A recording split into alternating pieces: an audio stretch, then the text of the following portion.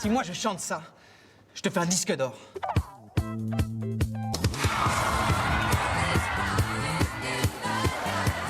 Je ne peux plus rien y faire.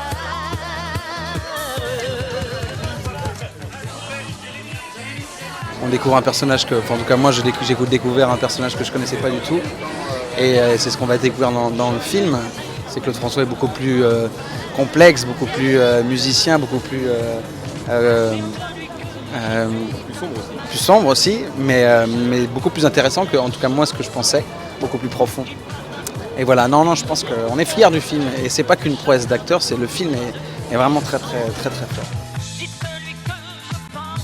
L'émotion, c'est pas tant en regardant mon père à l'écran, c'est de pouvoir, à travers l'incarnation des comédiens qui ont été castés, mais de manière remarquable, avoir de temps en temps ce sentiment de retour vers le futur où on assiste à des scènes, notamment la rencontre entre mon père et ma mère, et de pouvoir être avec lui. Et c'est ultra déstabilisant quand on voit les premières images, parce que c'est, encore une fois, les personnages sont tellement réalistes par rapport aux originaux que ça c'est très curieux. Ouais.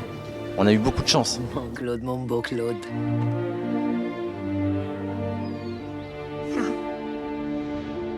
Je m'appelle Claude François. Vous verrez, un jour je ferai un disque.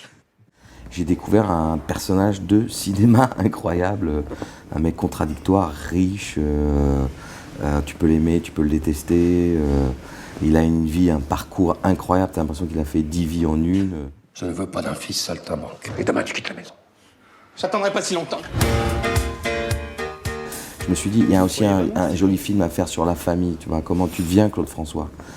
Pourquoi il est comme ça et comment il a créé, aussi quel est l'artiste derrière lui, qui est-ce qui se cache derrière ce mec.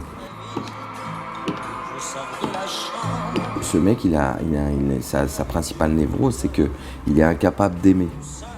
Il a besoin qu'on l'aime, mais lui est incapable d'aimer. Et c'est toute la problématique et la thématique du film, quoi.